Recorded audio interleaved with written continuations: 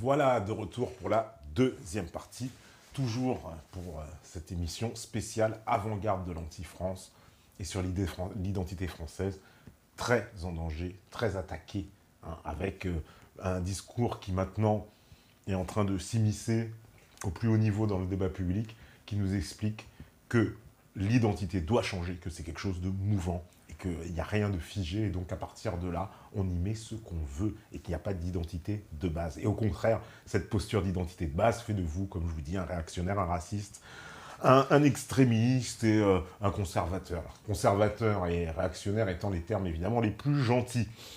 Alors, pour illustrer ce discours qui s'est emparé comme ça, donc vous l'avez vu dans le débat avec, entre Zemmour et Raphaël Glucksmann, mais on le verra encore avec d'autres personnages, et en particulier, je vais là vous montrer une vidéo qui a été tournée lors d'une commission à l'Assemblée nationale, donc c'est tout ce qu'il y a de plus officiel, hein, parce qu'on nous reproche aussi, j'en profite pour faire un rappel, que le choix est volontaire de notre part de prendre des vidéos hein, et des choses qui sont dans les grands médias pour montrer à quel point tout cela est officiel. Hein, je ne voulais pas, évidemment, on ne va pas choisir des vidéos anecdotiques ou anonymes pour démontrer que tout cela a une teneur d'un discours officiel, alors que tout ça est là sous vos yeux, donc sur les plus grandes chaînes de télé, ou, comme vous allez le voir, dans une réunion d'une commission de députés à l'Assemblée nationale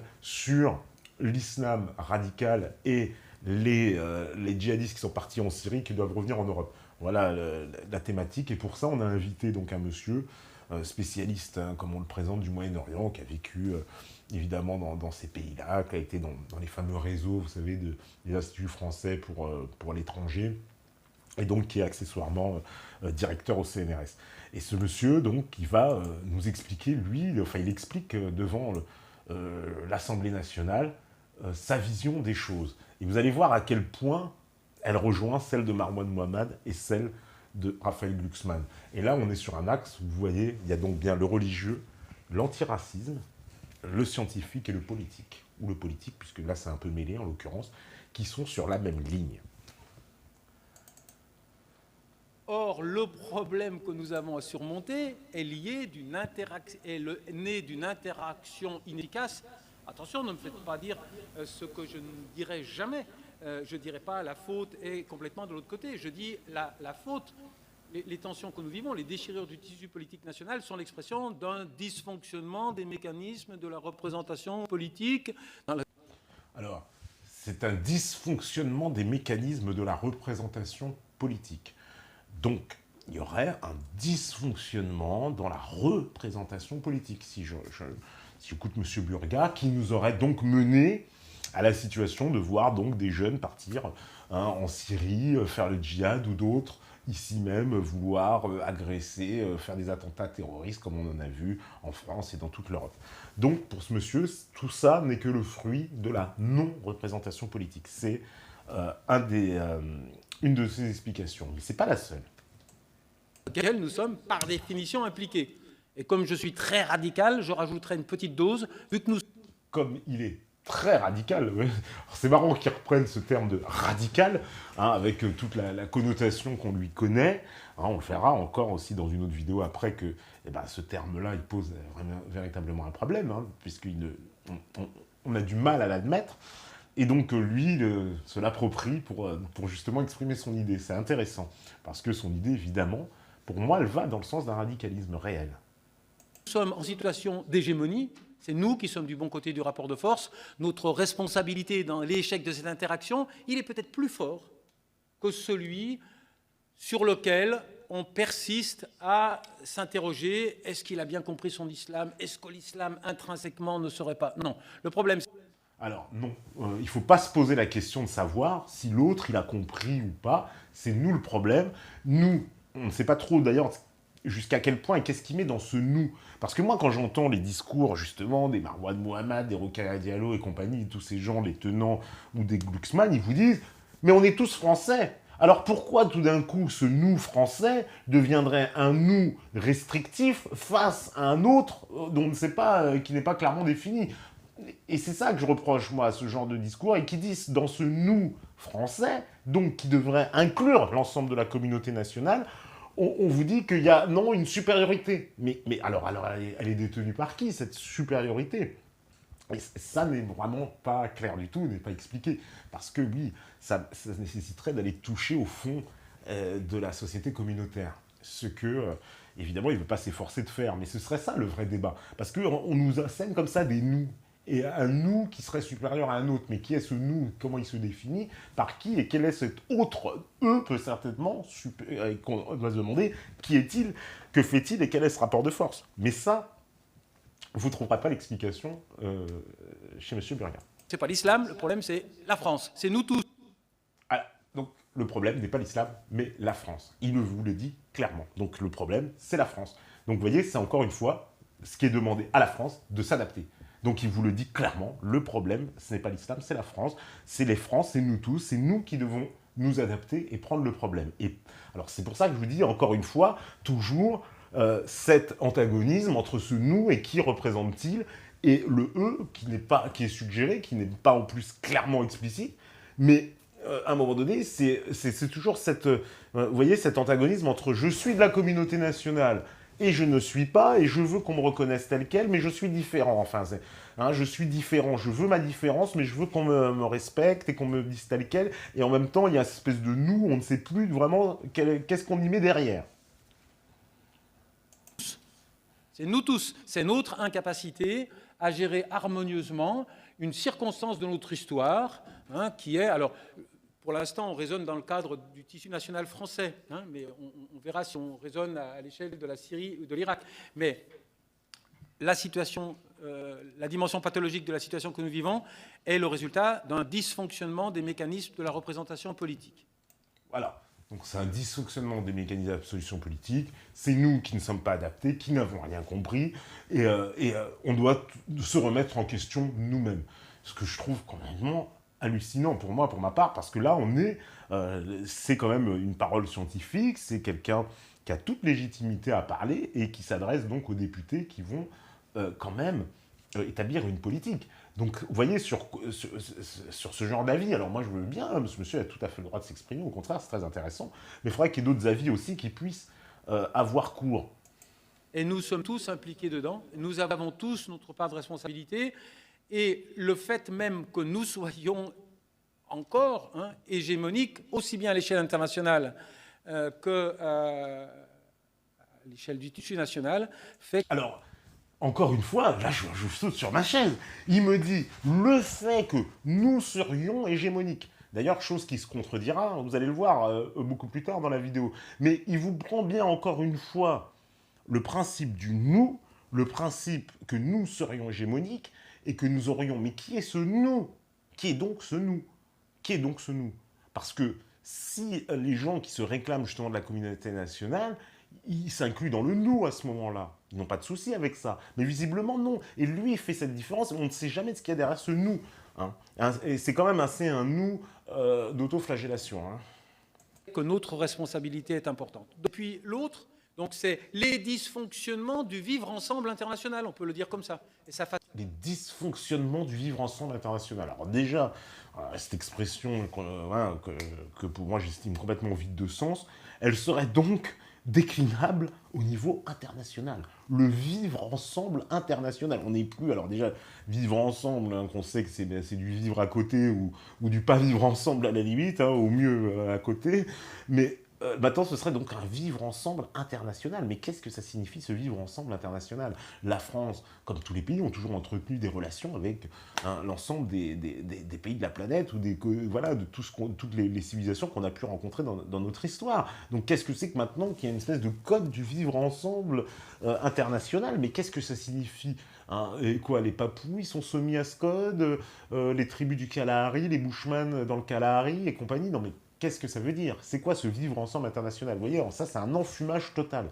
On décline donc une espèce de mot de novlangue, déjà qui ne veut pas dire grand-chose dans un contexte national, à quelque chose maintenant d'international. Bon, je suis un peu sur le cul, quoi. Facilite la transition avec le second grand dossier que nous devons, me semble-t-il, adresser, qui est les dysfonctionnements du vivre ensemble en France. Il y a Alors, le dysfonctionnement du vivre ensemble en France. Ah bah oui, ça.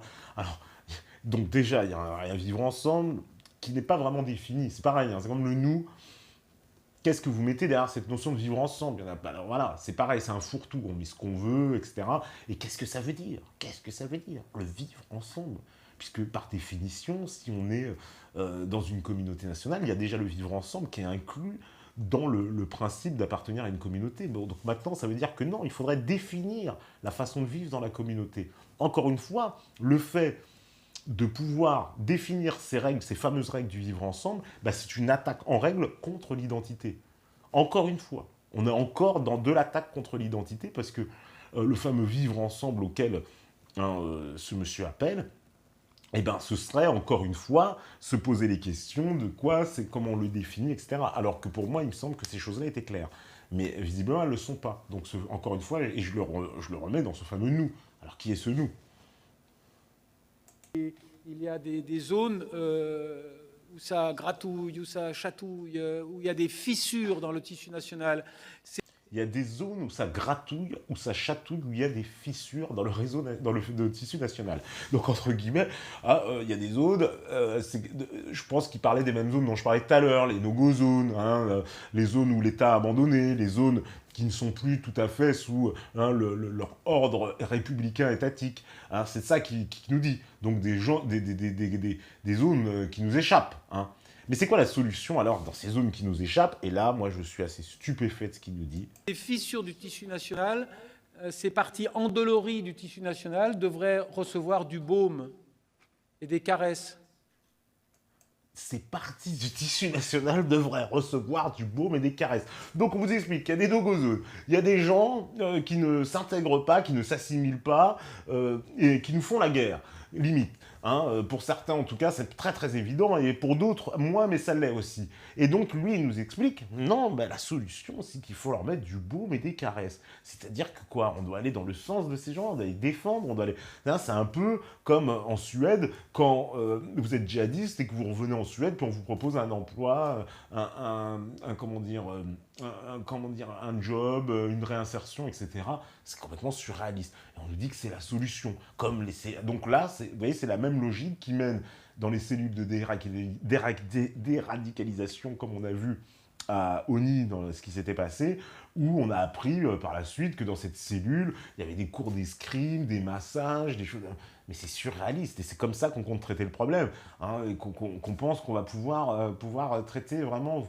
Est-ce que vous pensez que c'est une solution, sincèrement, qui est viable et qui va, on va dire, résoudre vraiment cette difficulté? C'est-à-dire que les gens qui partent en Syrie, ben, ils reviennent, non, on va vous mettre de la pommade, non, t'inquiète pas, on va vous caresser, puis toutes ces zones, no-go zones, maintenant, mais il faut plutôt aller dans leur sens, les bichonner, les pauvres, hein, parce que c'est un peu ça qu'il nous dit. Donc il y a des zones qui vont mal, hein, il faut les caresser. Ouais. Mais ça fait quand même 30 ans qu'on caresse. Hein. Ça fait 30 ans qu'il y a à la fois les politiques de la ville qui ont été menées, qui sont un échec total, et quels sont les résultats? Vous voyez, les résultats, bah, vous avez Swagger, voilà. C'est-à-dire que la composante du tissu national qui est mal à l'aise, qui est sollicitée, qui est déchirée, devrait être réconfortée, confortée. Bon, donc ceux qui sont mal à l'aise, c'est eux qui doivent être bichonnés, oh, mon pauvre et tout, oh, bah non, ils sont méchants, la communauté nationale, ils veulent pas. Mais c'est quand même surréaliste. C'est-à-dire, je vous dis, on ne demande plus d'effort, en fait, à celui qui arrive de s'intégrer, c'est celui qui est là, qui doit s'intégrer à l'autre qui arrive. C'est exactement ça qu'il nous dit, puisqu'on doit les bichonner, oh, les pauvres, oh, ben, il faut les prendre en compte, Mais ça fait 30 ans que la gauche nous explique ça, 30, 40 ans dans ce pays, hein, de bichonner. Hein, Taubira les a bichonnés, elle a enlevé elle a enlevé toutes les peines. Ces gens-là ne font plus rien. Hein, le général Desportes, il vous apprend qu'en France, quand il y a le bordel dans les banlieues et que vous arrêtez quelqu'un qui est d'origine immigrée, s'il a un nom à consonance immigrée, on dit on le relâche tout de suite. Voilà où est-ce qu'on en est. Hein, alors qu'au même moment, ils ont des consignes pour ne rien laisser passer sur les autres citoyens. Non mais vous vous rendez compte de l'absurdité. Et ce monsieur nous dit, ah, il faut les bichonner, oh les pauvres, la France, elle comprend pas, c'est sa faute, elle n'est pas compréhensive. Non, voilà. Je trouve que ce discours de l'excuse, ce discours de l'autoflagellation, bah, il nous a menés dans la panade dans laquelle on est, et ça fait 30 ans qu'on entend ce discours-là, et vous voyez comment ça prend corps, parce qu'aujourd'hui, pour moi, on est vraiment dans une attaque frontale, hein, puisqu'il vous le dit carrément, quoi. Ouais, non, c'est à nous de les bichonner. On devrait rétablir la confiance, or on verse de l'acide. J'ai le... Oui, alors oui, on devrait rétablir la confiance, on verse de l'acide. Moi, comme dit, on verse de l'acide. Je ne suis pas tout à fait d'accord non plus, parce que qui verse de l'acide, de quelle façon? L'État, il fait tout l'inverse, vous l'avez vu. Les politiques menées, l'imagerie, dans le cinéma, machin, c'est tout l'inverse. C'est pas du tout l'acide dont il parle. On nous vend justement le vivre ensemble, le monde multiculturel. Tout ça est véhiculé, oui, par une idéologie mondialisée, par les États-Unis, qui nous vendent cette société-là, à travers leurs films, leurs séries, etc. Le mode de vie, la musique, tel que tout ça nous est présenté. Eh ben, c'est ça comment dire, qui force les gens à adopter cette idéologie, ils trouvent ça très bien, etc. Et petit à petit, notre pays est en train de se transformer. Mais ce monsieur, non, bah, c'est notre faute, c'est nous les méchants, hein, et puis il faudrait qu'on passe du baume et des caresses aux djihadistes. Sentiment que, comme l'enjeu, vous le savez tous, c'était de capter, c'était de rester en contact avec un sentiment profond qui traverse la société française et qui est lié à une conjoncture historique lourde. Ah, alors, il y a des problèmes dans la société française liés à une conjoncture historique lourde. Donc, déjà, c'est bien parce que ces gens-là, au moins, admettent le problème. Parce que souvent, on vous présente les peurs de façon irrationnelle. C'est-à-dire qu'on vous dit, les problèmes existent, mais on y répond par les gens ont peur, les gens, etc. Un peu comme, vous voyez, sur l'Union européenne, pour faire un parallèle sur un sujet similaire, où on va vous expliquer, ah bah, l'Union européenne, ah oui, je vous comprends, il y a des localisations, ça fait mal, etc. Ah oui, vous avez peur, c'est irréaliste, votre peur, c'est une phobie europhobe, hein, vous êtes europhobe. Voilà. Donc on vous explique que sur la base d'éléments qui sont parfaitement cohérents, factuels, réels, la réaction serait que vous auriez une peur irrationnelle. Mais ce serait tout l'inverse. C'est que justement, s'il y a bien des éléments qui sont factuels, réels, et que je dois les prendre en compte, tout ce qui va en sortir sera le contraire d'une phobie et d'une peur irrationnelle. Mais au contraire, ce sera plutôt un raisonnement, quelque chose d'analytique et de parfaitement assumé. C'est exactement l'inverse. C'est exactement l'inverse. Et pourtant, c'est comme ça qu'on vous le présente toujours. Vous voyez, un peu comme, hein, on vous présente comme des irresponsables, des ignorants, etc. Des gens qui ont peur, voilà. Hein, et on criminalise d'ailleurs la peur au passage. Hein, vous voyez, tu as peur, tu es un coupable. Nous sommes dans une période de notre histoire où nous sortons de la phase d'hégémonie extrêmement confortable de la période coloniale et de la période immédiatement post-coloniale. Ah, alors c'est exactement ce qu'il nous a dit tout à l'heure, l'inverse, puisqu'il nous disait qu'on était en position d'hégémonie, qu'on était les plus forts, et puis maintenant il faudrait savoir, on est sorti de l'hégémonie, on n'est plus les plus forts, on n'est plus... Bon, il y a toujours comme ça, vous voyez, des espèces de contradictions pour moi, mais bon, qui sont de toute façon inhérentes à ce discours sur la destruction de l'identité. Nous sommes appelés à reprendre un rang plus modeste dans le concert des nations. Je dirais que... Ah bon, bah ça, évidemment, c'est ce qu'on vous dit, la gauche vous explique, pareil, qui fait partie du même, du même calcul politique qu'avec SOS Racistes, quand ils disent aux générations d'enfants d'immigrés, vous avez le droit de vivre ici et de ne pas vous intégrer parce que vous avez été colonisés. Ces gens-là ont agrémenté, de toute façon, en plus, la France, c'est nul, tout ce qui est français, c'est ringard, et c'est une petite puissance. Et donc, on nous rappelle contrairement, oui, c'est une petite puissance, c'est de la merde, machin. Et ces gens-là, vous allez voir que c'est une constante dans leur discours, de toujours rabaisser la France, la ramener en dessous, c'est oui, mais on est petit, on nanana, etc. Et à la fois, ils vont toujours se plaindre d'une suprématie d'un prétendu pouvoir qui s'exercerait sur la société, mais on ne sait pas où, puisqu'on est soi-disant devenu une petite puissance qu'on n'a plus d'influence. Et pourtant, on a un grand pouvoir. Bon, on n'est plus à une contradiction près pour moi dans ces discours-là. dès lors que nous sommes dans une posture unilatérale pour comprendre l'origine de nos problèmes, nous sommes inefficaces et contre-productifs. Nous allons les aggraver. Alors, dès qu'on a une posture unilatérale dans la compréhension de notre problème, c'est-à-dire en fait, on ne peut pas comprendre nous-mêmes ce qui nous arrive. Et il vous le dit, non, peut-être qu'on n'est pas assez intelligent, non, on ne peut pas. On ne peut pas comprendre notre problème tout seul, en fait. Ça aussi, c'est un gros aveu de faiblesse et gros aveu de ce fameux nous. Alors, c'est qui ce nous? Puisque là, il est qui le nous qui ne peut pas comprendre lui-même de façon unilatérale? Donc, c'est bien qu'il admet de base, donc les fractures de la société, il les prend en compte. Mais avec toujours le déni de dire c'est la faute de ceux qui prétendent, voilà, on va dire, critiquer les autres, hein, et qui formeraient le socle qu'on appellerait français. Même si, combien même, il n'a pas défini vraiment ce qu'il mettait derrière ce nous.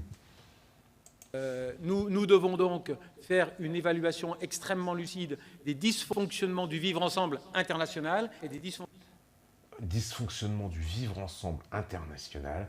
Hein, voilà, encore une fois, il a vraiment répété cette expression, et évidemment... Dysfonctionnement du vivre ensemble national. Voilà, donc voilà, toujours. Donc c'est la faute du vivre ensemble, on ne s'est pas posé la question. Moi, j'aimerais bien que dans ce genre de débat, à ce moment-là, on commence par définir qu'est-ce qu'on met dans cette notion de vivre ensemble, qu'est-ce que ça veut dire. Parce que ça ne veut rien dire. Le vivre ensemble, pourquoi pas le boire ensemble, manger des frites ensemble, enfin, tout ça, c'est complètement creux. Hein, je vous dis, c'est un vrai fourre-tout dans lequel, si on ne donne pas de définition claire, bah, c'est comme ça, des mots de novlangue qu'on vous envoie sans cesse et que les gens répètent sans jamais en plus se poser la question de ce qu'ils y mettent derrière. Et c'est pour ça que nous, après, on va recevoir des mails de gens qui vont dire « Ah oui, mais tu joues le... Tu fais pas le positif, tu n'es pas dans la positivité, voilà, tu prends des sujets clivants, mais tout est clivant, tout est clivant. Ça n'existe pas, les sujets, ils ne sont pas clivants. À un moment donné, dans ce cas, on ne parle de rien, parce que tout est clivant, alors, je vous le dis. Qu'est-ce que ça veut dire, le dysfonctionnement du vivre ensemble? Ça veut dire que la distribution des ressources entre les différentes composantes du tissu national n'est pas fonctionnelle. Il y en a qui... Ah bon? La disposition des ressources n'est pas fonctionnelle. Mais pourtant, la France n'est pas Mississippi Burning. On n'est quand même pas dans l'Afrique du Sud, hein, de 1960. Mais c'est quand même... Je trouve ça incroyable de dire ça. Les ressources ne sont pas les mêmes. Mais pourtant, tout le monde a accès, par notre droit, à toutes exactement les mêmes droits en France sur tout le territoire. Donc, comment l'accès aux ressources n'est pas les mêmes? Qu'est-ce qu'on définit? Comment ça, l'accès aux ressources? Mais quelles ressources? Et puis là, moi, j'ai envie de dire à ce monsieur, il y a quand même des choses qui sont étonnantes. Il nous parle de ressources. Alors, il veut quoi? Les ressources médiatiques, les ressources politiques. Et à ce moment-là, j'ai envie de montrer à ce monsieur, alors, les ressources médiatiques. Ah bon? Bah, moi, je vois les ressources médiatiques. Et qu'est-ce que je vois dans les ressources médiatiques? Bah, je vois qu'il y en a des ressources médiatiques. Ah ouais, il y en a beaucoup même. Et ça, c'est un exemple non exhaustif, hein, des gens, hein, là où vous pouvez reconnaître pêle-mêle Audrey Pulvar, Karim Le Marchand, Soufiane Alassabag, Ahmed El Rey, Atman Tazargat, Christine Kelly, Karim Rissouli, Rachid Arabe, Ali Badou, etc. Vous voyez, tous ces gens qui sont dans la représentation. Qu'on ne vienne pas me dire que ça n'existe pas.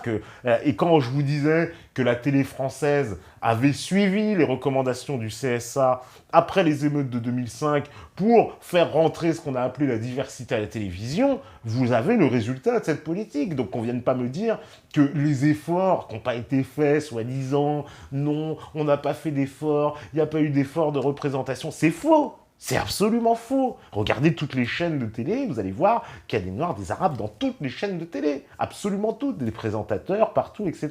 Et aussi à des postes de responsabilité, en tant que rédacteur en chef ou autre. Donc qu'on arrête de me dire non, il n'y a pas eu d'effort qui a été fait. Si, il y a eu un énorme effort qui a été fait. Énorme, justement. Hein. Et d'ailleurs, il faudra se demander qu'est-ce que ça a changé. Hein, parce que c'est ça, puisque pour qu'après on arrive à vous dire « Ah bah oui, il n'y a pas d'effort de représentation », alors certainement en politique aussi, Mais là, c'est pareil. En politique, regardons. Hein, et encore une fois, c'est non exhaustif. Hein, c'est non exhaustif. Je prends des gens, on va dire, parmi les plus connus, les visages médiatiques. Mais il y en a des tas et des tas d'autres. Des conseillers régionaux, des conseillers départementaux, des conseillers municipaux, des députés. Il y en a plein. Donc, j'ai pris des figures un peu emblématiques pour vous montrer que même du point de vue politique, tout cela est faux. Hein, il y a de cette représentation, elle existe. Nous dire qu'elle n'existe pas, c'est faux. Hein, vous avez quand même certains exemples. Hein, voilà, bon, je vous ai remis évidemment Christiane Taubira, Rachida Dati, Nadja Belkacem, Kader Arif, voilà, Azouz Begay, Yamina, comment dire, comment s'appelle cette dame, Madame Gali, Razia Hamadi, voilà, il y en a plein, et c'est non exhaustif, c'est non exhaustif. Donc tous ceux qui me disent, mais non, ça n'existe, mais ça existe, il y a déjà cette représentation. Donc les gens, oh non, il n'y a pas de représentation. Ça, c'est pareil, c'est une espèce d'ersatz d'un discours des années 80 qui nous disait, il n'y a pas de représentation à la télé, etc. Je vous ai expliqué la même chose avec la police. Dans les années 80, c'était la même chose. Il y avait des bavures policières parce que, soi-disant, il n'y avait pas d'arabes et de noirs dans la police. On a mis des noirs et des arabes partout dans la police et il y a toujours autant de problèmes avec les contrôles d'identité. Donc, c'est pas une histoire de noirs et d'arabes. Hein, c'est bien là le problème. C'est ça qu'on veut jamais voir. C'est qu'aussi la délinquance et cette police qui est dans justement ces fameux no-go zones et qui voit cette délinquance, si elle est confrontée tous les jours. Hein, vous avez vu quand même, ça ne s'invente pas ce qui s'est passé à Viry, mais dans tout un tas de villes, parce qu'évidemment, les médias ne veulent pas vous faire le panorama de ce qui se passe. Ils vous donnent qu'un aspect, on va dire, partiel des choses pour pas avoir une vision d'ensemble. Mais il y a eu des attaques sur tout le territoire. Le 1er novembre, ils ont brûlé des voitures partout. Il y a des attaques en Corrèze, etc., dans plein d'endroits où on tend des guet-apens aux flics. Constamment, d'ailleurs, d'où leur ras-le-bol général d'être devenus des cibles. Ils le disent eux-mêmes, ils se font attaquer même dans les commissariats. Avec des politiques qui vous expliquent toujours moins d'autorité, toujours la culture de l'excuse. Hein, voilà, on a eu une politique pénale catastrophique menée par Christiane Taubira au nom de cette même égalitarisme. Hein, la prison n'est pas une solution, les pauvres, c'est pas de leur faute.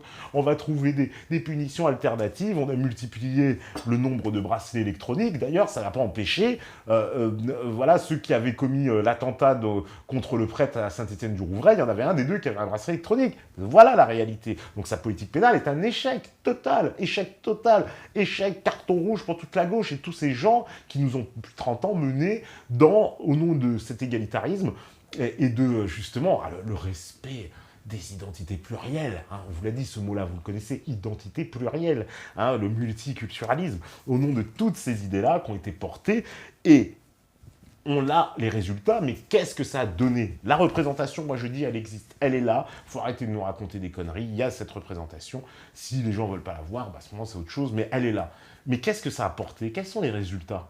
Quels sont les résultats de cette politique? Est-ce que ça a changé les choses? Est-ce que parce que on vous a mis des noirs et des arabes à la télé, les gens maintenant, tout va bien, etc. Ils ne parlent plus d'ostracisation, de stigma. Non, c'est l'inverse. C'est tout l'inverse. Parce que justement, plus que jamais aujourd'hui, paradoxalement justement de cette situation et d'avoir obéi à ces revendications et avoir cédé depuis 30 ans à cette politique, les résultats aujourd'hui, ce sont les mêmes gens qui vous disent maintenant vous devez m'accepter et en plus je vais tout changer parce qu'en plus je suis français et en plus comme vous m'avez reconnu ce droit-là. Donc c'est quand même une grande agression à l'identité française qui est faite. Donc on va reprendre un peu encore justement le fond du discours de ce monsieur parce que c'est là vous avez l'idéologie telle qu'elle est défendue par les grands médias, enfin les grands médias dans une certaine mesure, et le monde médiatico-politique, en tout cas dans son ensemble. Ils reçoivent plus, il y en a qui ne reçoivent pas assez. Vous allez me dire, vous voulez qu'il y ait plus de pauvres ou moins de riches. Oui, bien sûr, dans un cas de figure idéal.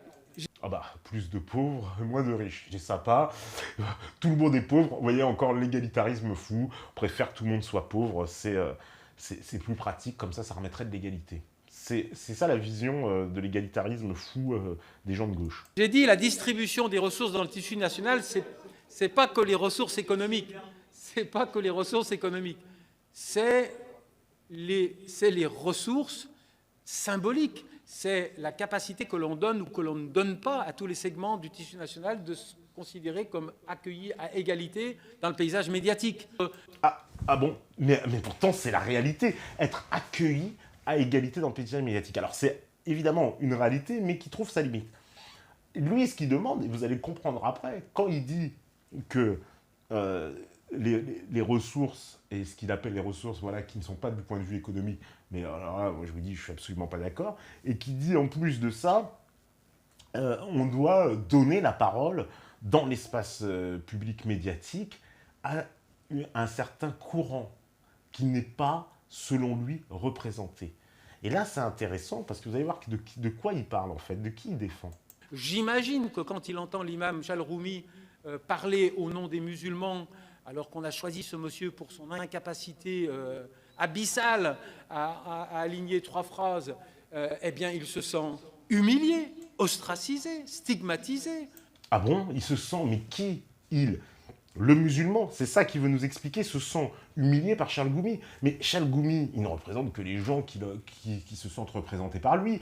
Moi, quand je vois un métis à la télé, je ne me sens pas obligatoirement concerné. Ce n'est pas parce qu'il est métis qu'il va parler au nom de tous les métis. Mais qu'est-ce que c'est que cette vision des choses? Donc maintenant, il y aurait un problème parce que quand on nous présente un musulman, bah alors attention, il parle au nom de tous les musulmans. Non, il parle au nom de lui-même et de ceux qui veulent bien se reconnaître en lui. Et je vois pas pourquoi les gens se sentiraient fusqués, offusqués, je ne sais pas quoi, stigmatisés, horrifiés par voir Charles Goumi. Et le nombre d'imbéciles qu'on voit alors dans ce cas, s'ils sont blancs, hein, tous les blancs doivent se sentir aussi offusqués que c'est un blanc qui les représente. Donc je trouve que là, vous voyez, on est encore dans l'expression du communautarisme admis.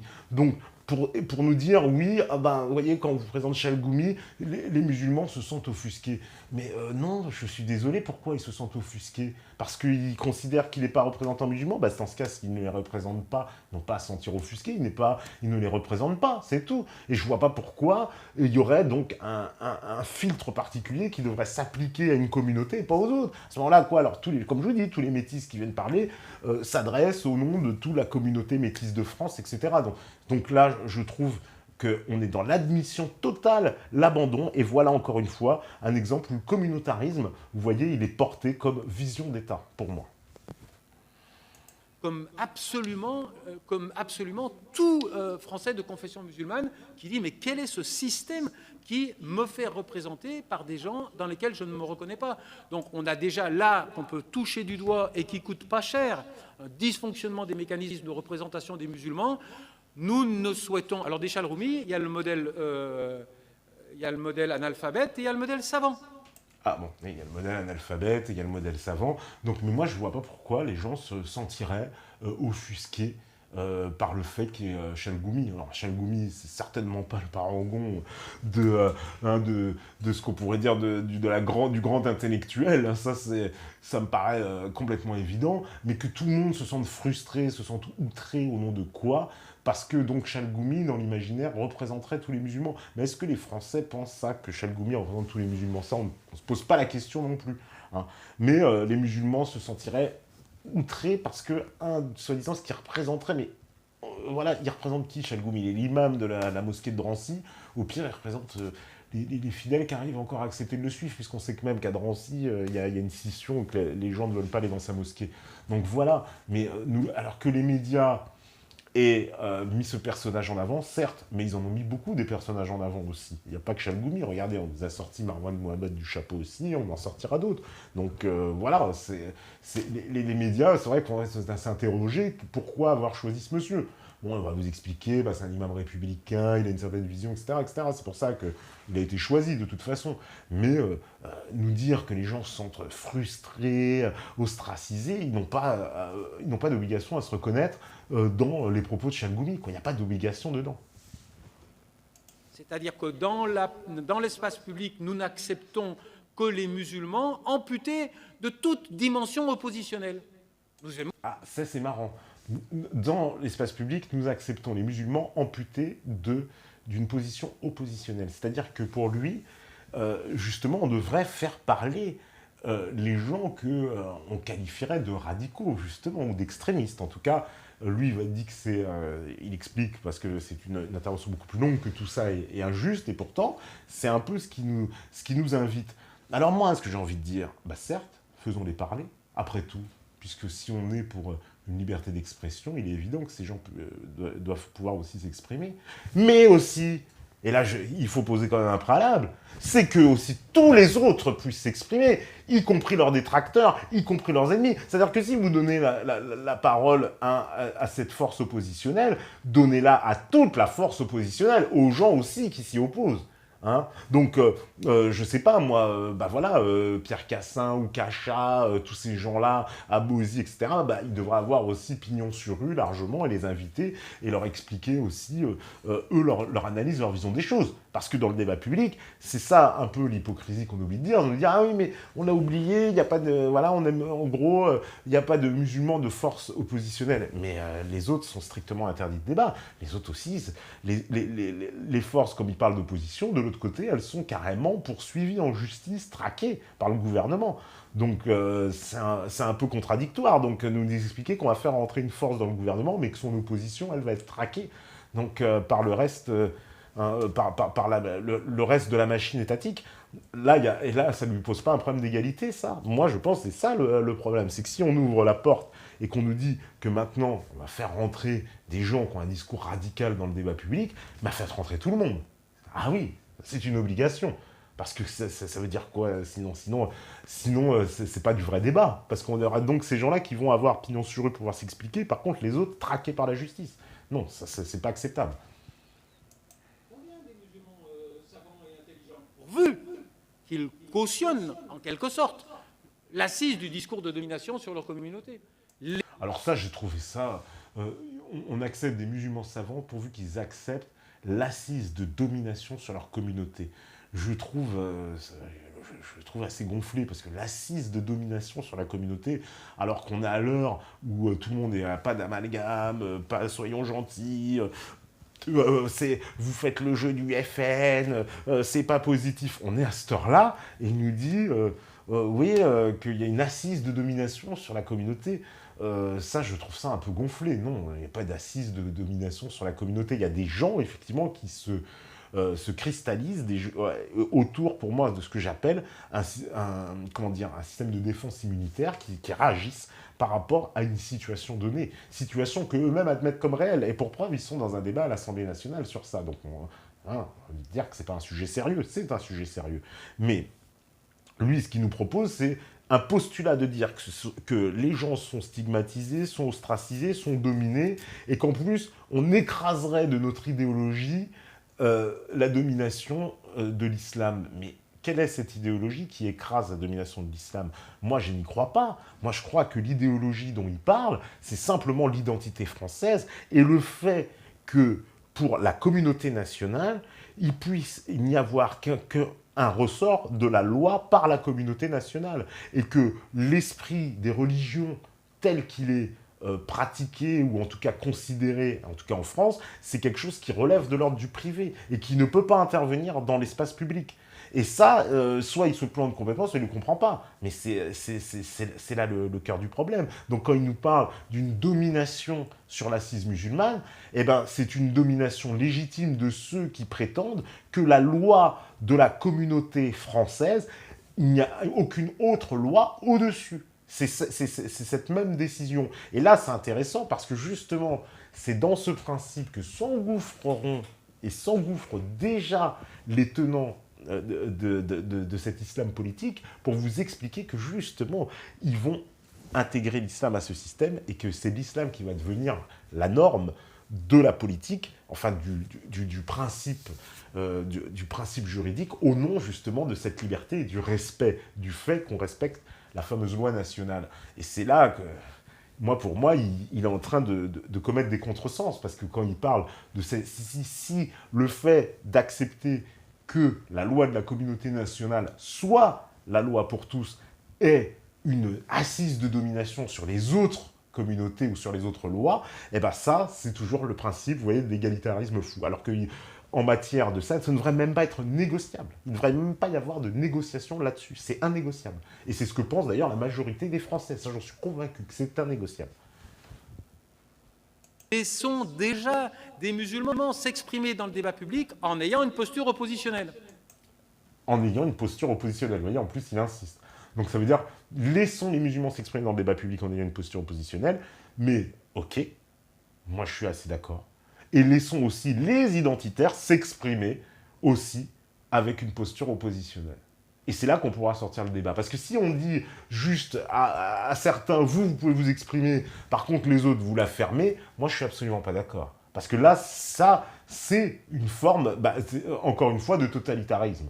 Hein. Donc on est déjà, pour moi, dans une société qui a carrément basculé de toute façon dans ce totalitarisme. Mais là, il s'impose encore, cette fois, sous des aspects qui étaient moins flagrants, mais sur l'aspect idéologique. Et c'est ça qu'il est en train de nous expliquer. Nous, on voulait générer une opposition syrienne qui soit à notre image, complètement. C'est-à-dire qui soit pas laïque et républicaine, parce qu'elle l'est laïque et républicaine. Ah ouais, alors là, j'ai pris exprès cette petite séquence, parce qu'ils ont parlé à un moment donné, donc, ils ont fait le lien avec la Syrie, et il vous dit, donc, l'opposition en Syrie est laïque et républicaine. Elle l'est déjà. Je vous laisse le soin d'apprécier la mesure de ce qu'il dit. Pour ceux qui connaissent le dossier syrien. Donc vous avez vu beaucoup de laïcs et de républicains, j'en doute pas. Donc il nous dit, non, elle est déjà laïque et républicaine, donc il nous met un postulat en plus complètement faux, puisque cette opposition, elle ne fait que reprendre des noms qui sont tous complètement liés à l'univers islamique. Ils reprennent tous les Jabhat al-Nusra et compagnie, voilà. Et il va vous parler de l'ASL, qui est une coquille vide qui n'existe pas. Donc, on va se demander s'il est vraiment au courant du dossier, parce que quand il parle de l'ASL, l'armée syrienne libre, c'est une coquille vide, c'est des gens qui se prétendent une opposition, qu'on fait que racler les fonds du Qatar, en Arabie, etc., qui sont enrichis, mais qui ne représentent personne. D'ailleurs, ils sont tous à l'étranger, et il n'y a aucune assise politique. Et pourtant, il défend ces gens-là. Et il vous dit, ils sont laïcs et républicains. Et alors là, ce qui est saisissant, et c'est pour ça que vous allez comprendre toute l'imposture jusqu'à la fin, le tronc commun de l'ASL, même lorsqu'ils disent Bismillah. Voilà.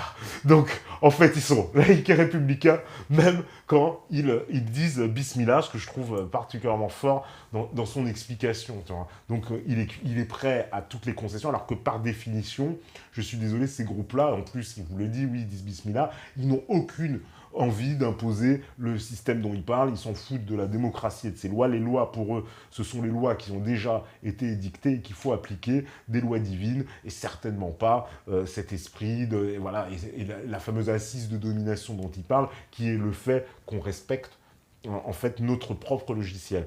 Donc vous voyez comment cette entreprise de destruction, elle s'opère depuis tout le débat public, politique, médiatique, scientifique. Voilà. Et tout le monde vous explique donc que la France, elle doit s'adapter, que la France, aujourd'hui, c'est elle qui doit se plier aux exigences des minorités, et que si elle a un problème, c'est parce qu'elle ne s'adapte pas et qu'elle ne comprend pas. Avant, on lui avait expliqué, les gens n'étaient pas intégrés, on ne les voyait pas à la télé, il n'y avait pas d'hommes politiques, ça c'est tout le débat depuis les années 80. Aujourd'hui, on voit que c'est faux, puisque ça y est, on a changé de paradigme, des Noirs et des Arabes, il y en a partout à la télé, il y en a partout dans l'université, partout dans la vie civile, il y en a dans le monde politique, il y en a partout. Est-ce que la situation de fond a changé ? Moi, je trouve qu'elle est pire. Et elle est pire parce qu'aujourd'hui, on en arrive au stade où carrément, on vous explique, écoutez les gars, c'est vous qui devez changer, votre identité, il va falloir la mettre de côté, on essaye de vous théoriser des analyses en vous disant oui mais l'identité c'est quelque chose de mouvant, on y met ce qu'on veut, on vous culpabilise, voilà, c'est de votre faute, c'est vous qui n'avez pas su traiter le problème, puis en plus vous êtes en position de domination, puis on vous rappelle quand même, mais vous êtes en plus en phase de déclin, on sait, voilà, c'est toujours l'espèce de balance comme ça, mais qui ne tient pas, parce qu'on a à la fois des gens qu'on leur explique vous êtes en phase de déclin, vous êtes rien, vous allez tomber, puis en même temps, vous êtes des dominants, vous avez eu l'empire colonial. Et tout s'appuie là-dessus pour, à chaque fois, vous démonter complètement et imposer cette idée que l'identité française va changer. Et comme ça, petit à petit, on glisse l'expression qu'il a utilisée tout à l'heure, Zemmour, le pays monde, c'est-à-dire des pays qui se ressemblent tous. Les nations sont des hôtels, pour paraphraser notre cher Jacques. Et donc, les nations se ressemblent toutes. Elles n'ont plus de ressort, justement, identitaire qui puisse les différencier avec une population donc, qui se ressemble, des habitudes et des coutumes et des comment on appelle ça, des aspirations qui seraient les mêmes, soi-disant, pour tous les peuples uniformisés dans le gloubi-boulga et le magma du mondialisme. Voilà comment les choses nous sont présentées.